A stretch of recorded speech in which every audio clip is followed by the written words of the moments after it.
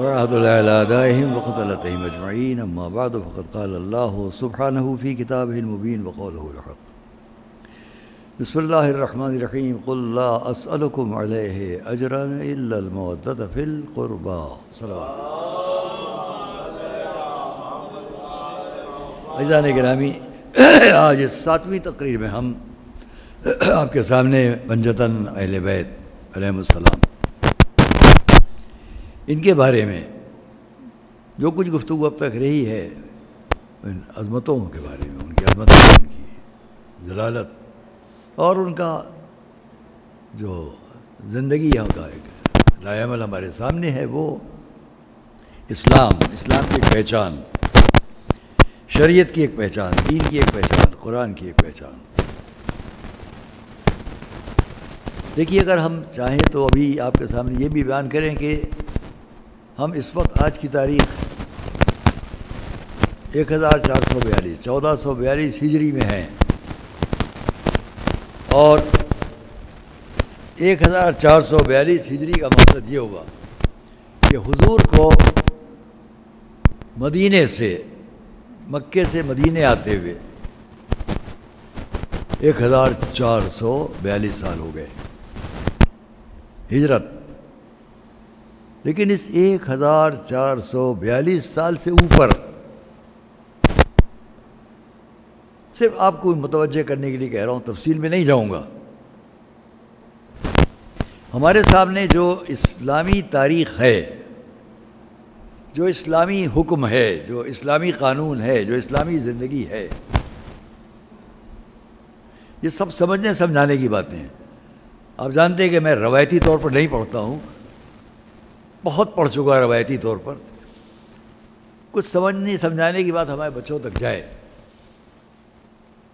غور کرو کہ آج محرم 1442 سال کہ محرم کی 7ویں تاریخ ہے، اور یہ کوئی رسمی بات نہیں ہے. 1442 سال ہو گئے ہجرت کو حضور کی، مکے سے مدینہ. لیکن اس سے پہلے آپ کی زندگی جو ہے وہ 53 سال ہے. مدینے میں 40 سال، مکے آ گئے 13 سال، پھر وہاں سے آپ مکے میں آپ ہیں 13 سال، 40 سال مکے میں ہیں ہجرت سے پہلے، اعلان نبوت سے پہلے مکے میں ہیں 40 سال، پھر 13 سال بھی آپ مکے میں ہیں اعلان نبوت کے ساتھ، 53 سال. اب وہاں سے آپ مدینے آ گئے، 10 سال مدینے میں رہے، 63 سال کے سن پر آپ کی وفات. حضور کی وفات 10 ہجری ختم، 11ویں ہجری کی شروع. اس وفات سے 50 سال کے بعد 61 ہجری میں، سن 61، جیسے حضور کی وفات 10 آخری، 11 کی شروعات وفات. ویسے ہی امام کی شہادت 60 میں سفر ہجرت میں، 61 ہجری کے محرم، 10 محرم کو وفات، شہادت. 50 سال. میں اس لیے بار بار کہہ رہا ہوں اس بات کو کہ حضور کی زندگی، وفات کے 50 سال بعد، اور حضور کی وفات سے پہلے جو کچھ ہمارے سامنے 53 سال، 40 سال، بلکہ میں 23 سال کہوں، 40 سال کی زندگی پر میں بھی بات نہیں کرتا. 23 سال اور 23 سال آپ کے اعلان نبوت کے ساتھ، 23 سال وہ، اور بعد کے 25 سال. ان 25 سال، 35 سال، 45 سال، 48 سال، اس 48 سال تقریباً آدھی سینچری. آدھی صدی میں جو اعلان نبوت سے لے کر بعد تک کے واقعات یہاں تک آ گئے کہ جس کے بعد جو کچھ تاریخ میں شروع ہوا اس کو بیان کرنے کے لیے بڑا وقت چاہیے۔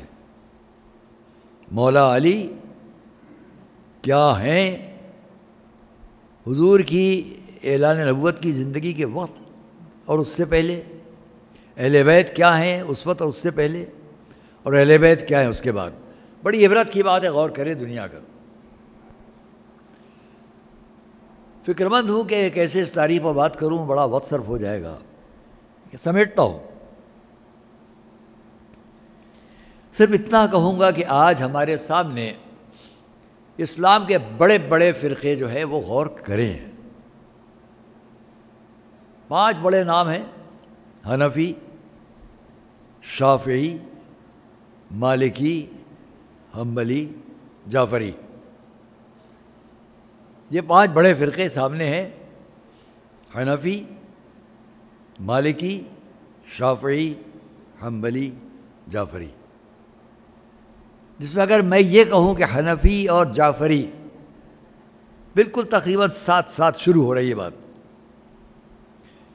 اور دونوں کے جو نام پر فرقے ہیں دونوں کی شہادت اور وفات تقریباً ساتھ ساتھ ہے۔ کربلا کے واقعے کے 20 سال کے بعد ایک ہی سن میں، سن 80 میں 2 شخصیتوں کی ولادت ہے۔ ایک ہمارے آپ کے چھٹے امام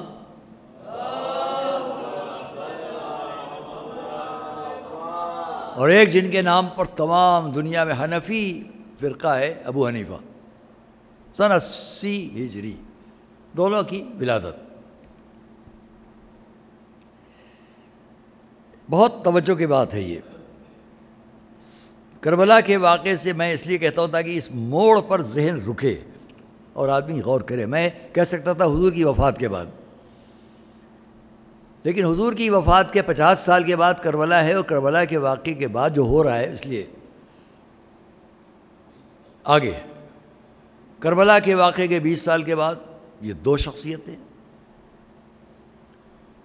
کربلا سے واقعے سے 32 سال کے بعد ایک نیا نام ہو رہا ہے، یا بڑا نام آئے جس کے نام پر فرقہ ہے دنیا میں، مالک۔ کربلا کے واقعے کے 90 سال کے بعد، 90 ایئرز بعد ایک اور بڑا نام آیا، شافعی، جن کے نام پر فرقہ ہے دنیا میں۔ پھر کربلا کے واقعے کے 104 سال کے بعد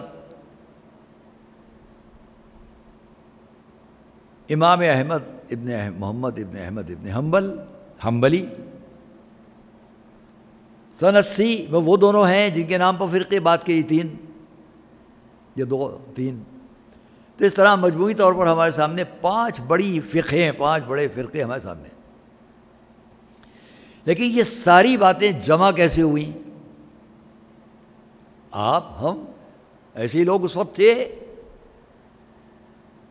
یہ کب آئے؟ یہ قابل غور بات ہے۔ واقعہ کربلا سن 60 ہجری، سن 80 ہجری میں یہ 2 بڑی شخصیتیں ہیں۔ کربلا کے واقعے 20 سال کے بعد، پھر 32 سال کے بعد امام مالک، پھر اس کے بعد 90 سال کے بعد امام شافعی، 104 سال کے بعد امام احمد ابن حنبل، 134 سال کے بعد، کربلا سے 134 سال کے بعد امام بخاری۔ اس 134 سال میں جو کربلا کے واقعے کے بعد ہے، آپ 50 سال جوڑ دیں، تقریباً 194 سال، 194 ہجری امام بخاری کی پیدائش، اور واقعہ کربلا کے 146 سال کے بعد امام مسلم ہے۔ یہ ولادتوں کی بات ہے۔ امام بخاری کی وفات 62 سال کے سن پر ہو گئی۔ جب ان کی وفات ہوئی تو وہ سن ہے ہجرت کا 148 یا 146 ہجری، 146 ہجری، ہم 156 ہجری ہے بخاری دنیا سے اٹھے، اور صرف 4 سال کے بعد ہمارے آپ کے شیعہ فرقے کے 11ویں امام کی وفات ہے. یہ سن 260 ہجری، وہ 256 ہجری. 256 ہجری. میں اس لیے کہہ رہا ہوں امام بخاری 62 سال کے سن پر دنیا سے اٹھے. 194 سال ہجری کا ہے جب آپ کی ولادت ہوئی، اور 256 ہے جب آپ چلے گئے. اس میں بھی آخری 12 سال ہیں جس میں آپ نے صحیح بخاری لکھی. ان کے سن کے، یعنی جب آپ کا سن 50 سال کا ہو چکا، نصف سینچری گزر گئی ہے، تو امام بخاری نے صحیح بخاری جمع کرنا شروع کی. 12 سال میں صحیح بخاری ہو گئی. میں آپ سے اس لیے کہہ رہا ہوں جہاں جہاں میری آواز جائے تھوڑی دیر اس پر تجزیہ کر لیجئے. کوئی غلط بات نہیں ہے. تاریخ کے حقائق میں آپ کے سامنے کتاب سامنے رکھ کے ایک ایک سن سے پڑھتا، کون سن میں کیا ہو رہا ہے. ہو سکا تو شاید کل یا پرسوں پڑھ دوں گا. یہ غور کریں آپ کہ امام بخاری نے کیا کیا دیکھا. صحیح بخاری لکھتے وقت امام بخاری نے کیا کیا دور دیکھے یا سنے. بالکل قریبی کون کون سے دور امام بخاری نے. ادھر یزید کا دور ختم ہوا، معاویہ ابن یزید. اس کے کچھ عرصے تک یہ بنی امیہ کی حکومت چلتی رہی، جس کے اندر کربلا کے واقعے سے سن 60 سے صرف ہم 90 ہجری تک بھی آ جائیں، مشکل سے 28 سال ہیں. سن 60 سے 98 ہجری تک، اس 28 سال میں بھی ایسے تاریخی حالات ہیں کہ جو انتہائی ظلم سے بھرے ہوئے ہیں. ابن زبیر، حجاج ابن یوسف ثقفی، عبد الملک ابن مروان، ولید ابن عبد الملک، جس کے دور میں حجاج کو پوری طاقت ملی اور اس نے اپنے دماد اور اپنے بھتیجے محمد بن قاسم کو ہندوستان مظلوموں کے تعاقب میں بھیجا. تاریخ چھوڑتا ہوں سب.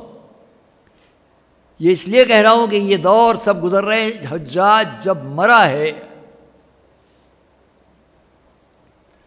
اس وقت بہت بڑا نام ہے علماء صوفیہ میں حسن بصراوی کا، بہت بڑا نام ہے.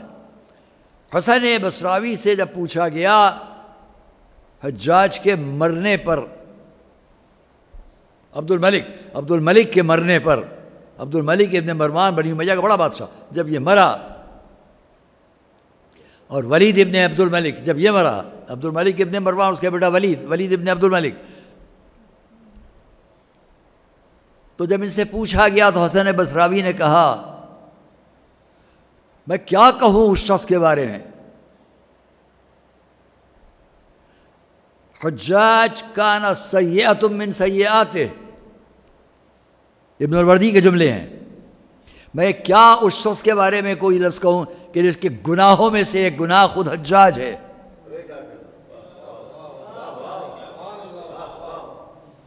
اور لکھا کہ جب حجاج مرا احصیت قتلا فکانوا 120,000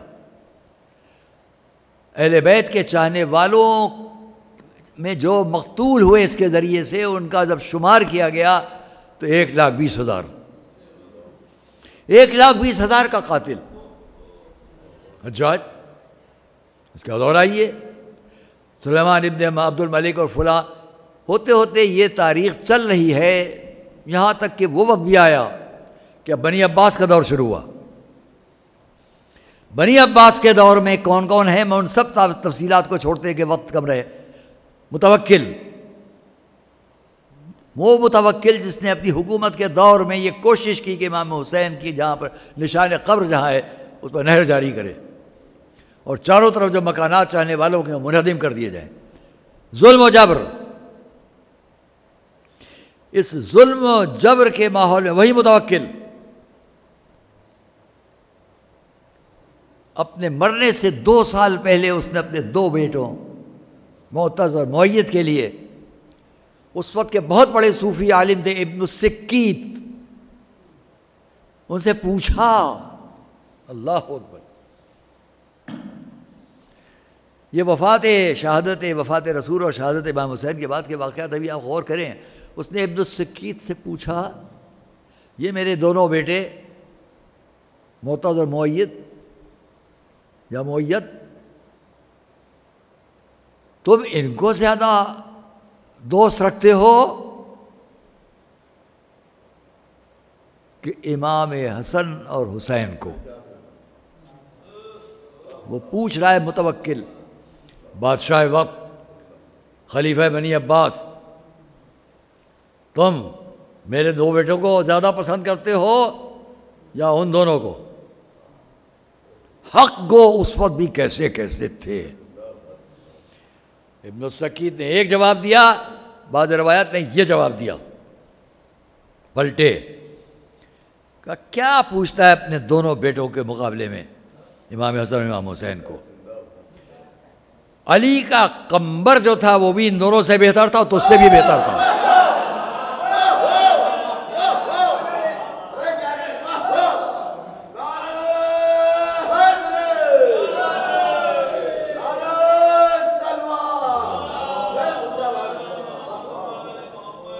علی کا غلام قمبر بھی ان دونوں سے اور تجھ سے بہتر تھا. پوری سند کے ساتھ یہ بات آپ سے کہہ رہا ہوں، کوئی جذباتی بات نہیں ہے. جس پر اس نے ان کے پیٹ پر ایک لات ماری، شکم مبارک پر، گدی میں شگاف دے کے زبان باہر کھینچ لی گئی، شہید کر دیا گیا ابن السکیت. اس جرم پر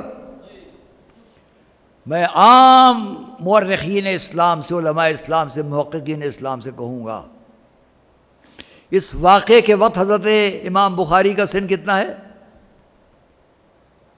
38 سال. ابھی 12 سال باقی ہے ان کو کہ وہ صحیح بخاری شروع کریں. 38 سال جوانی.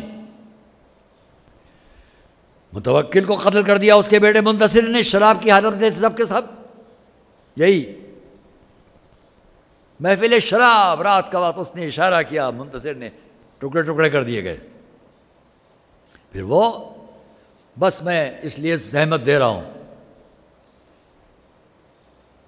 جب صحیح بخاری لکھنا شروع کی امام بخاری نے 2500 ظالمانہ حاکمانہ انداز سامنے ہے.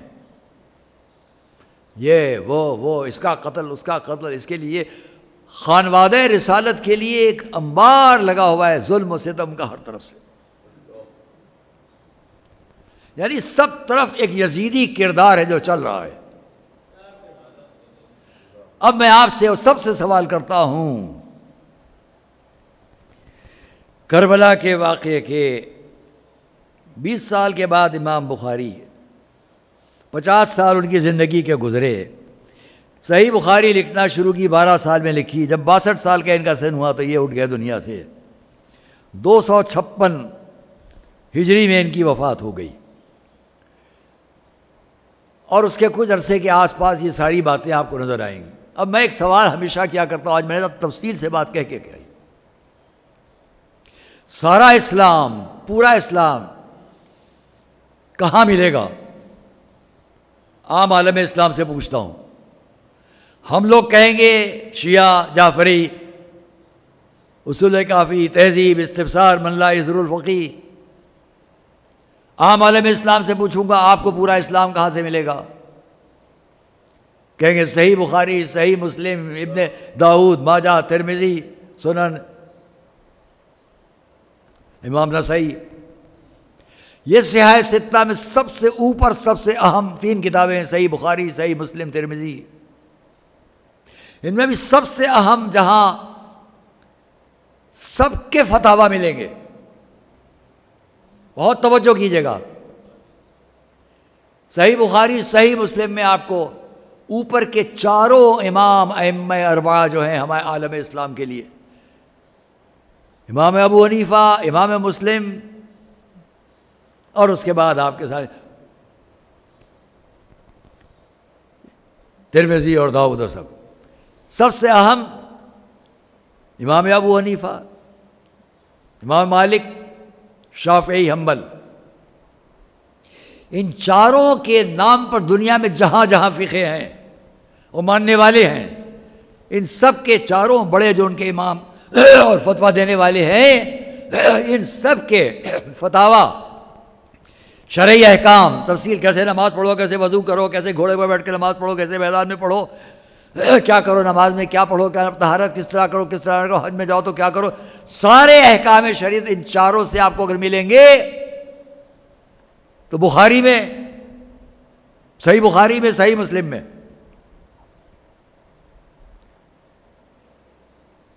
تمام عالم اسلام کے فرقوں کی یہ مستند کتابیں ہیں جس میں سارے مسائل فقہیہ شرعیہ آپ کو مل جائیں گے۔ میں اس بار سوال کرتا ہوں کہ واقع کربلا سے آگے کی 200 سال کی تاریخ میں ان بڑے بڑے جو جن کے نام پر فرقے ہیں اور جو ان کے فتاوی ہیں اور جن کتابوں میں یہ فتاوی نقل ہوئے ہیں، ان میں کسی ایک جگہ مجھے دکھاؤ یزید کی تعریف۔ جب کہیں یزید کی تعریف نہ ہو، آج کوئی یزید کے ہم نوا بن جائیں تو نہ یہ حنفی ہے، نہ مالکی ہے، نہ شافعی ہے، نہ حنبلی ہے، نہ جعفری ہے، یہ کیا ہے؟ یزیدی کے سوا کچھ نہیں ہے۔ صلوات محمد و آل محمد پر۔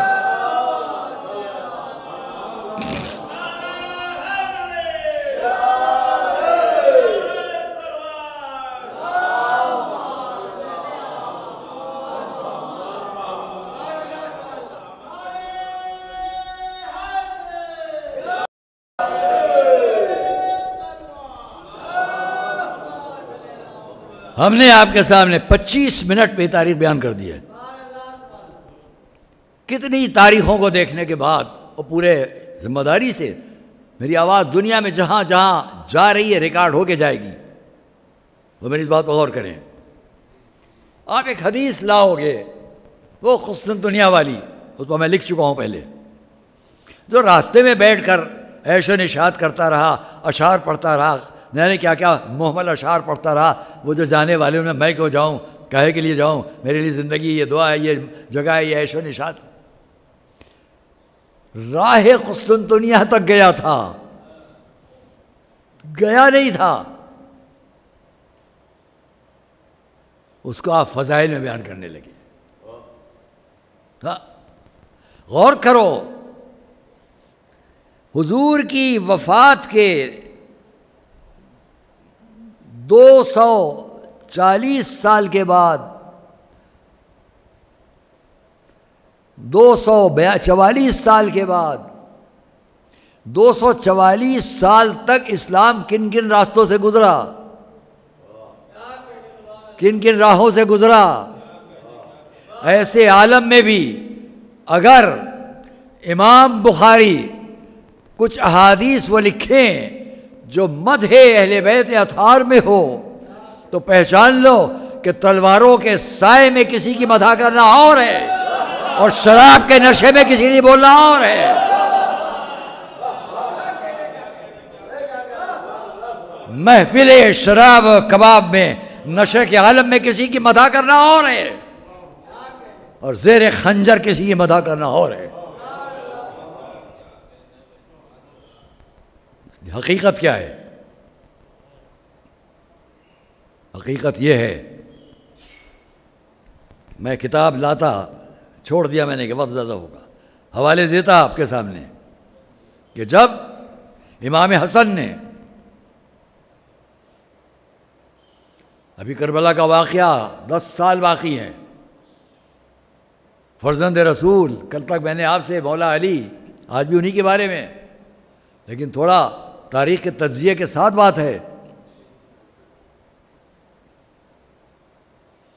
حضور کی زندگی کیا ہے؟ کل میں نے آپ کے سامنے بیان کیا تھا. کیا؟ دعوت ذوالشیرہ.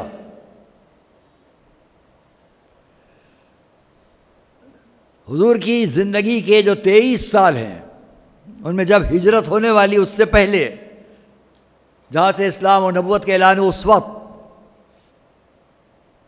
بہت لوگ موجود تھے اس دسترخوان پر. 40 لوگ. اے علی 40 کو بلاؤ. کوئی جذباتی گفتگو نہیں ہے. ایک پائے گوشت فن، ایک سا گندم کی روٹی. پہلے دن جب ہمارے حضور نے یہ فرمایا کہ میں یہ پیغام یہ لایا ہوں اور یہ، تو ابو لہب اٹھا اور بات کو کاٹ دیا.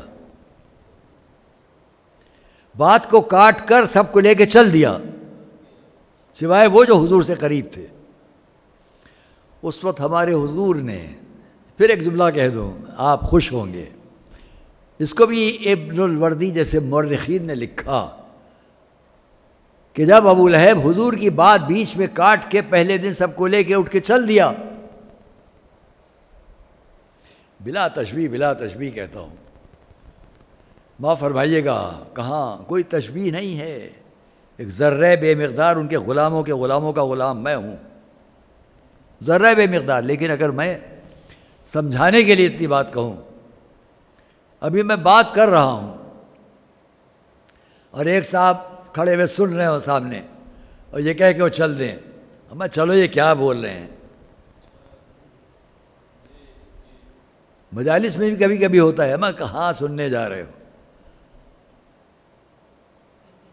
معاذ اللہ ایسے ہوتے ہیں.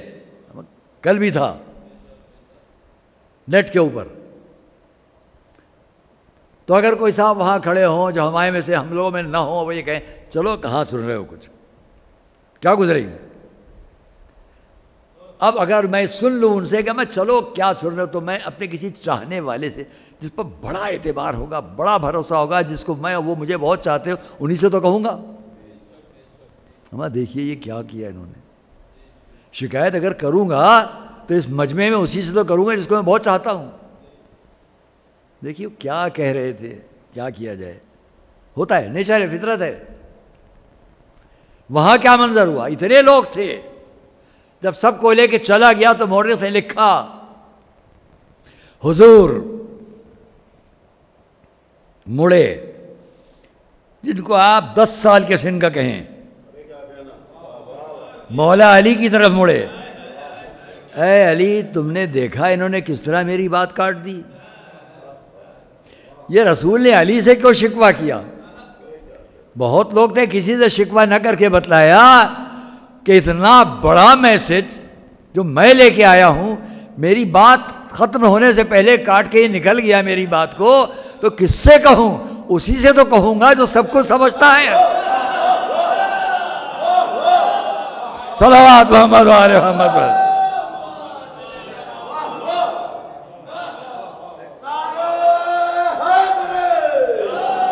تاریخ کے بعد بڑے تاریخ کے صفحات پر بات چھوٹے چھوٹے جملے بڑی قیمت رکھتے ہیں، جن کو کوئی بیان نہیں کرتا، لکھتا نہیں. میں نے بھی آج زندگی پہلی بار آپ کے سامنے بیان کیا اس کو. اے علی تم نے دیکھا اس شخص نے میری بات پر اپنی بات بالا کر دی، کاٹ دی بات، چلا گیا. اچھا تو علی ایسا کرو، کل پھر بلاؤ، کل پھر سب کو کھانے پر بلاؤ، کل پھر بات کروں گا. دوسرے دن پھر علی نے سب کو بلایا، پھر وہی ہوا. تو کم سے کم اب تو مانو کہ اول کون ایمان لایا، اول کون اسلام لایا. یہ دیکھو سب سے پہلے ابھی اعلان کرنے سے پہلے رسول کس کو پکار رہے ہیں مدد کے لیے؟ یا علی یا علی. آئیے آگے بڑھیں. ہم نے دیکھا یہ 13 سال کیسے گزر گئے. اشرا چاہیے پورا مجھے کہ میں ان 13 سال پر باتیں کروں. چھوڑیے آخری بات کروں، حضور چلے. ان سارے معاملات سے نکل کر اب مدینہ چلو. وہ پہلا موقع تھا، اے علی دیکھا. اب مکے کی زندگی کا یہ آخری موقع ہے. یا علی ادھر آؤ. وہاں بھی علی تھے، یہاں بھی علی ہیں، وہاں بھی علی. اس میں بھی ہر قدم حضرت ابو طالب، حضرت جعفر، حضرت حمزہ، یہ سب کے سب ساتھ ہیں. پھر حضرت جعفر چلے گئے حبشہ، مگر حضرت ابو طالب ساتھ ہیں. حضرت جعفر کے حبشہ چلے جانے، ہجرت کرا دینے کے بعد اب 27 سال تک حضرت ابو طالب ساتھ ہیں. حضور کے مکے سے مدینہ کی طرف جانے سے 3 سال پہلے حضرت ابو طالب کی وفات ہو گئی، حضرت خدیجہ کی بھی وفات ہو گئی. اب کون ہے؟ یا رسول ہے یا علی ہے یا گھر کے لوگ ہیں. اے علی بستر پر سو جاؤ. یا علی یہ بستر، یہ سبز چادر، یہ میری سبز چادر لو اور سو جاؤ. یا رسول اللہ، اتنے خطرناک موقع پر آپ اپنے بھائی کو حکم دے رہے ہیں سبز چادر لو، اوڑھو اور سو جاؤ. ایسے موقع پر تو آدمی کہتا ہے میں تو جا رہا ہوں، بڑے ہوشیار رہنا. لیکن کتنا کانفیڈنس ہے، کتنا اعتبار ہے، کتنا یقین ہے. جسے سلا رہا ہوں وہ ہے کون؟ میں ایک جملہ یہاں کہا کرتا ہوں، اس سال میں یہ بات رہ نہ جائے، پتہ نہیں آگے کب، تو میں اس کو کہہ دوں. مورخین نے لکھا کہ جس مکان میں سب نے جمع ہو کر مشورہ کیا قتل رسول کا، اس مکان میں یہ لوگ ہمیشہ اس لیے جمع ہوتے تھے کہ بڑے بڑے عرب کے سردار، دانشور، سمجھدار وہاں آئیں اور وہاں کے مسائل باہر کے طے کریں. یعنی اس جگہ کو آپ ان تمام قبیلوں کی پارلیمنٹ کہہ لیجیے. اس پارلیمنٹ میں عرب کے چنندہ لوگ آتے تھے. 1500 لوگوں میں سے چنے ہوئے 40 لوگ وہاں ہیں. عرب کے بڑے بڑے قبیلوں کے 1500 لوگ جو تھے، ان میں سے چنے ہوئے سلیکٹڈ منتخب 40 لوگ اس رات اس گھر میں آئے. بس اور کوئی نہیں آئے گا، دروازہ بند کرو، یہ 40 آئیں گے. وہ 40 آئے. ان 40 نے خوب مشورہ کر کے، خوب رائے کر کے، اچھی طرح طے کیا یہ 13 لوگ یا 11 لوگ یہ ہماری طرف سے سلیکٹڈ ہیں، بہترین تلوار چلانے والے ہیں، جیسا وقت اور موقع ہوگا ویسا جواب دینے والے ہیں. ان 13 کو انہیں بھیجو. ہم سب کی 1500 کی نمائندگی، 40 کی نمائندگی، یہ 13 گویا عرب کی تمام بہادر لوگوں کی نمائندگی اور عرب کے تمام عقل مندوں کی نمائندگی، ساری عقلوں کی نمائندگی اور تمام شہ سواروں، بہادروں، شجاعان عرب کی نمائندگی کرنے والے یہ 13. ان کو گھر کے چاروں طرف کھڑا کر دیا گیا. اب میں ساری دنیا کے لوگوں سے پوچھوں گا یہ 13 کتنوں کی نمائندگی کر رہے ہیں؟ تلوار چلانے والوں کی بھی اور عقل پر گفتگو کرنے اور بھروسہ رکھنے والوں کی بھی. اب رسول بستر پر کس کو سلائیں؟ اسی کو سلائیں گے جو 13 تلواروں کا بھی جواب دے اور عرب کی تمام عقلوں کا بھی جواب دے. صلوات محمد و آل محمد پر.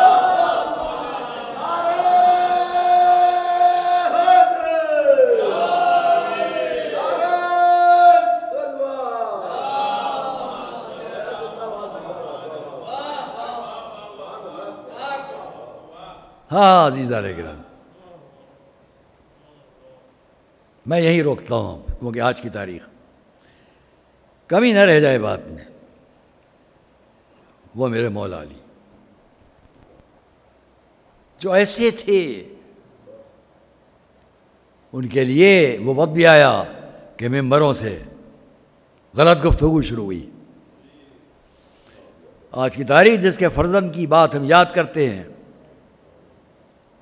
امام حسن، جب انہوں نے معاہدہ کیا تو اس معاہدے میں یہ بھی لکھوایا گیا اللہ تسب علیہ، علی پر سب و شتم نہ کیا جائے. وقت نہیں ہے عزیزان گرامی کہ میں اس کو کہوں، بہت سی باتیں کہنے کی ہیں. یہ سب باتیں کب جا کے کب تک چلتی رہی ہیں؟ 199 ہجری تک، بعد رسول 50 کر دیجیے، تقریباً 140 سال تک چلتی رہی. عمر ابن عبدالعزیز سے زمانہ آیا، اس نے کس طرح روکا وہ بھی واقعہ چھوڑیں گے ہم، شاید بعد میں بیان کریں کل انشاءاللہ یا پرسوں.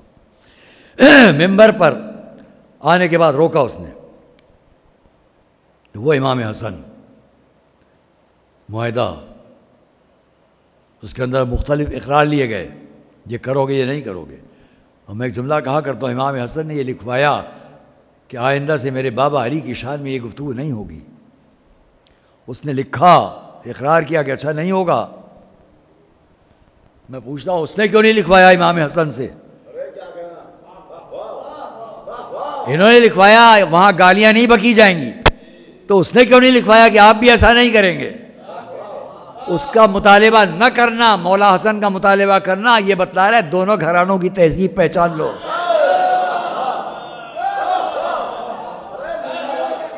صلوات محمد و آل محمد.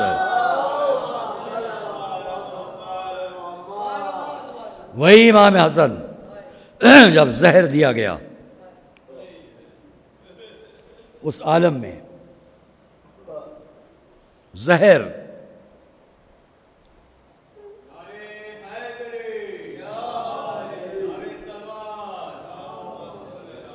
معاہدہ ہو چکا، وقت گزر گیا، میرے اور آپ کے امام بستر پہ اس کرب کیفیت میں ہیں کہ جگر ٹکڑے ٹکڑے ہو کر گر رہا ہے.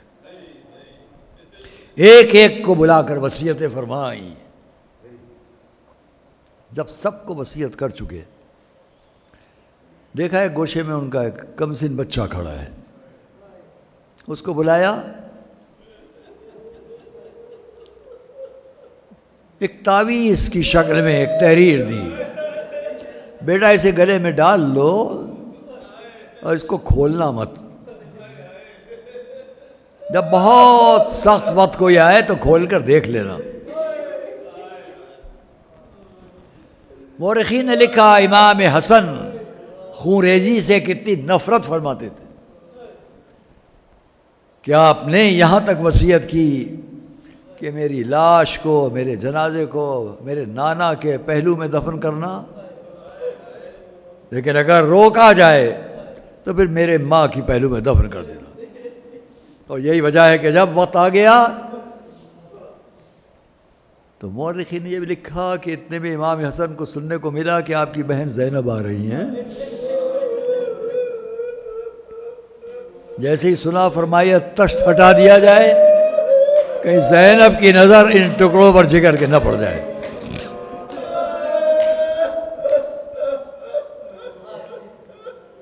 کیا کہیں، کیسے عرض کریں؟ وہی زینب ہیں جن کے لیے آج امام حسن نے کہ ان کا خون جگر سامنے تشت میں ہٹ جائے. وہی زینب کربلا میں کس کس کو لایا جاتے دیکھ رہی. وقت وہ آ گیا کہ کربلا میں ایک ایک کی شہادت. اسی عالم میں ہمارا آپ کا شہزادہ امام حسن کا فرزند قاسم آئے، آ کر عرض کی چچا مجھ کو بھی میدان میں جانے کی اجازت عطا ہو. میں جلدی جلدی آپ سے کہوں، عرض کرتی ہے. جب یہ عرض کیا تو امام نے فرمایا ہے بیٹا تم تو میرے مرحوم بھائی کی یادگار ہو. آ گئے مایوس، گوشے میں ایک طرف جا کے بیٹھ گئے کہ منظر یاد آیا. کبھی میں چھوٹا سا تھا، میرے بابا دنیا سے جا رہے تھے، گلے میں یہ تعویذ ڈالا تھا. میں ایک مرتبہ اتار کے کھولا، دیکھا تو اس میں لکھا ہوا تھا یا بنی اذا اتیت مع عمک الحسین بکربلا وقد احاطت به الاعداء. بیٹا جب کبھی تم کربلا میں اپنے چچا حسین کے ساتھ پہنچنا اور دیکھنا دشمنوں نے گھیر لیا ہے تو نصرت میں کوئی کمی نہ کرنا. بہت خوش ہو کر آئے، خط دیا. امام نے اس خط کو دیکھا، مدتوں کے بعد اپنے بھائی کی تحریر کو دیکھا بھتیجے کو گلے سے لگا کر رونا شروع کیا. چچا اور بھتیجے لپٹ کر اس طرح روئے کہ مورخ لکھا فقط غشی علیہما، لگا جیسے دونوں کو غش آ گیا ہو. اپنے بھتیجے جناب قاسم کو اس طرح آراستہ کیا کہ جب میدان میں جائیں تو لوگ دیکھ کر سمجھ لیں کہ یہ بچہ یتیم ہے. فوج یزید کے ایک شخص نے بعد میں اس کو لکھا اور کہا، میں کربلا میں کھڑا ہوا تھا کہ میں نے دیکھا خیام حسینی کی طرف سے ایک بہت کم سن بچہ آ رہا ہے جس کا رخ فوجوں کی طرف ہے. وہ کہتا ہے مجھے ایسا لگا جیسے سامنے چاند چمک رہا ہو، اور جب وہ قریب آیا تو میں نے دیکھا وہ گھوڑے پر اس شان سے بیٹھے ہیں کہ ان کے بائیں پیر کی جو نال مبارک ہے وہ ٹوٹی ہوئی ہے. دیکھ کر اس نے کہا کون ایسا انسان ہوگا جسے اس بچے پر رحم نہ آ جائے کہ اتنے میں ایک شقی بڑھا کہ میں قتل کروں گا. ہاں دوستو، اسی وقت مورخین نے لکھا پسر سعد نے جب حضرت قاسم کی جنگ کو دیکھا خوف زدہ ہوا. ادھر ادھر دیکھا، سامنے فوج یزید کا ایک بڑا بہادر شہ سوار نظر آیا، ازرق شامی. آواز دی، او ازرق، تو خزانہ یزید سے بڑے پیسے پاتا ہے. دیکھ رہا ہے اس نوجوان کو، دیکھا کہ کیا چاہتا ہے، کہا بڑھ کر حملہ کر. ازرق نے جواب دیا، تجھے کہتے شرم نہیں آتی؟ کیا تو نہیں جانتا کہ میں اکیلا 1000 سواروں کے مقابل سمجھا جاتا ہوں؟ میں اس بچے سے مقابلہ کروں؟ پسر سعد نے جواب دیا، او حضرت تو نہیں جانتا یہ بچہ کس خاندان سے ہے، یہ علی کا پوتا ہے. تجھے نہیں معلوم کہ یہ اکیلا ہزاروں پر بھاری ہے، 3 دن کا پیاسا ہو کر بھی ہزاروں پر بھاری ہے. عزیزان گرامی، چونکہ فرمائش ہے چند لفظ سے اسی عالم میں بار بار پسر سعد نے کہا تو اس نے حقارت سے اتنا کہا جواب میں کیا جاؤں، یہ میرے 4 بیٹوں میں سے ایک کافی ہے. اپنے بڑے بیٹے کو اشارہ کیا، جاؤ مقابلہ کرو.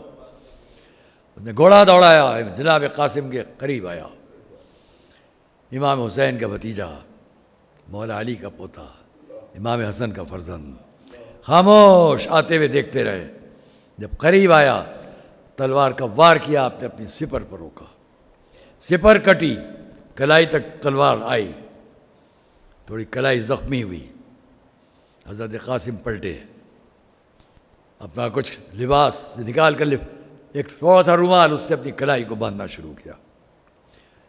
روایت میں ہے کہ امام نے دیکھا دور سے میرے بھتیجے کے ہاتھ کی سپر کٹ چکی ہے، کسی کو بھیجا حضرت قاسم تک یہ سپر دے آؤ. وہ سپر بھی حضرت قاسم نے دوبارہ لی ہاتھ میں، پھر اس کے مقابلے کی طرف بڑھے. اس نے جھنجلا کر تلوار کا وار کرنے کے لیے جب گھوڑے کو دوڑایا، عجب منظر تھا. اس کے گھوڑے نے ٹھوکر کھائی. ازرق کا بڑا بیٹا جو بڑا شجاع مشہور تھا، گھوڑے سے زمین پر گرا. اس طرح گرا کہ اس کے سر کا خود وہ بکھر گیا، سر کے بال بکھرے ہوئے تھے. تاریخ میں لکھا حضرت قاسم نے اپنے گھوڑے کو اس کے قریب پہنچایا، اس کی پشت کی طرف گھوڑے کو پہنچا کے ہاتھ جھکا کے اس کے سر کے بالوں کو پکڑا، اور بالوں کو پکڑ کے جب گھمانا شروع کیا تو سارے بالوں کو لپیٹا اپنے ہاتھ کے اوپر، بلند کیا. اور بلند کرنے کے بعد قاسم 13 سال 3 دن کی پیاس، لیکن تاریخ نے لکھا گھوڑے کو دوڑانا شروع کیا، چاروں طرف لشکر کو دکھایا یہ کون ہے میرے ہاتھوں پر. اس کے بعد جب زمین پر پھینکا ہے تو تاریخ میں لکھا گیا لم یبق لہ، اس کے لیے ایک ہڈی تک ایسی نہیں تھی جو ٹوٹ نہ چکی ہو.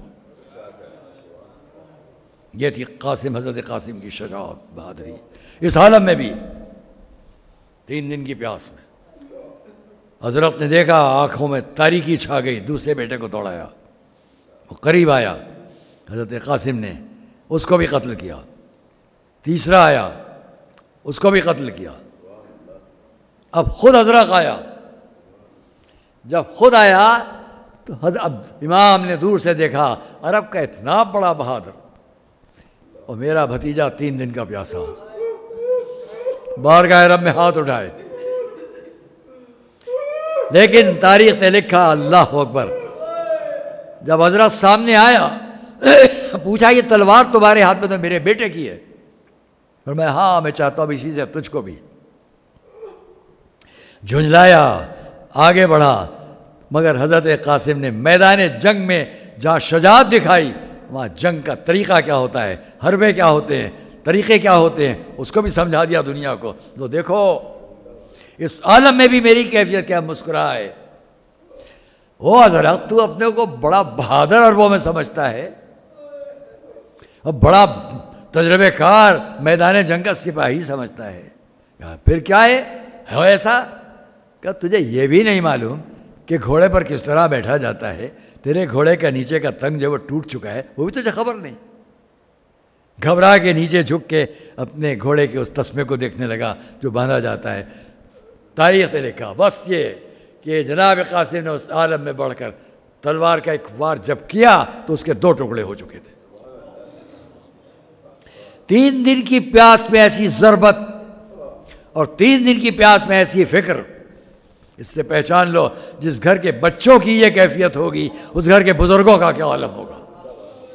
بس عزیزوں یہ وہ وقت تھا کہ حضرت قاسم پیاس کی شدت، جنگ، جوش، جذبہ، 3 دن کی پیاس، گھوڑے کو پلٹایا. آئے چچا پیاس ہلاک کیے دیتی ہے. امام نے ایک روایت ہے کہ ایک انگوٹھی دی، بعض روایت تسلی دی. میں نہیں کہہ سکتا حضرت قاسم کس طرح میدان کی طرف پلٹے، لیکن اب کی جب پلٹے تو حالم یہ تھا کہ فوجیں پھر جمع ہو چکی تھی. بس آپ سنیں چند لفظ امام. حضرت قاسم نے گھوڑا دوڑایا، پہلی صف ڈر کر چاروں طرف راستہ دیا. حضرت قاسم جنگ کرتے ہوئے آگے بڑھے، دوسری صف، تیسری صف، چوتھی صف، صفوں کو توڑتے چلے جا رہے. بہادری، شجاعت.